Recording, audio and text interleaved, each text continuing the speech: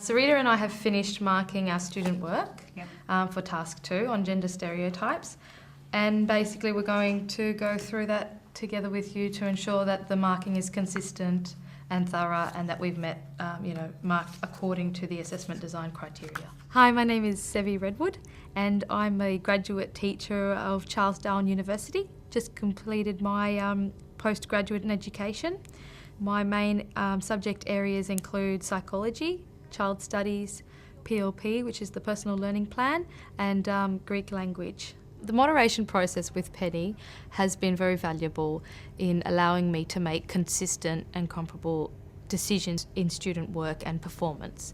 I'm just thinking, what if we put this work out so that we've got all the A's, the B's, the C's, the D's, and then between us we can have a look at that standards validation. You know, you can see, does a B look like a B and are all of the B's the same? The biggest challenge that I faced is knowing at what standard to mark a student work. So the process that Penny allowed us to practice was how to mark against the assessment design criteria. So we've both got an E here. Both of you have an E. Yep. So let's have a look and see what makes why these students didn't achieve at the standard that we expect of them to get a pass. Okay. And if we can have a look at yours. So basically she failed to submit the research report, which was a critical element in the task. The advertisement was missing elements that a lot of the other students had included. And when we did the advertising analysis, we made sure, or I sort of tried to make sure that students understood that when they created their ads, they needed to include branding, they needed to include a slogan, and they had to include, they had to make sure their product was visible, and we had to understand what product they were marketing. So they had to be quite considerate about all the elements involved with creating an ad.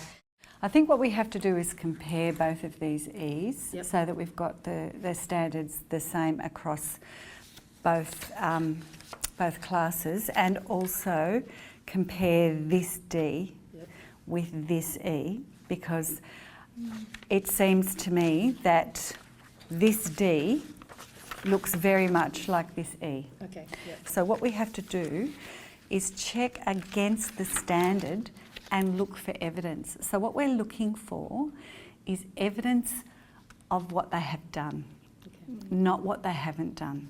So that can be very difficult. We're not working in a deficit model. We're actually trying to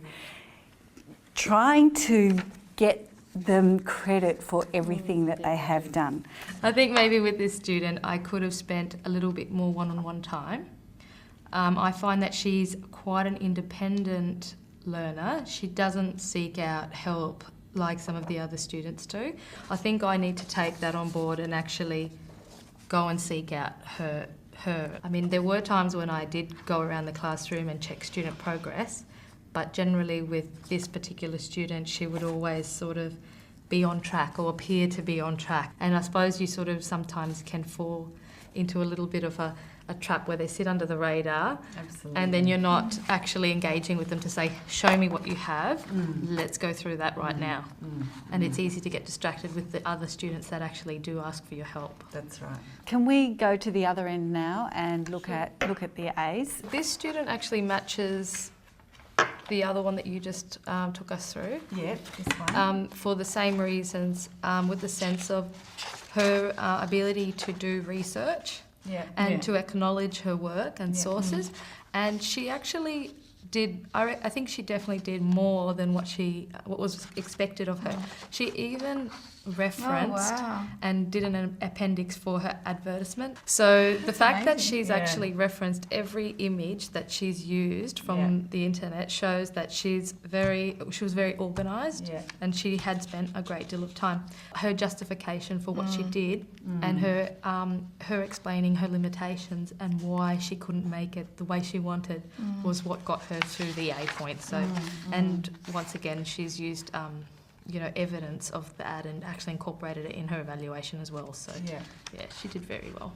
The value of moderation with Penny for me was I still find that as a pre-service teacher with little experience, marking any group of student work is still a difficult task. Teachers can't just assume what their students are going to perform at, and it's very important not to do that because we are going to be limiting students if we do that. So we have to really be serious about this whole moderation process and take it seriously.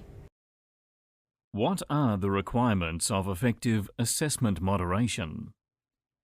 How should rubrics or assessment design criteria be used in an assessment moderation? How can assessment moderation contribute towards assessment for learning?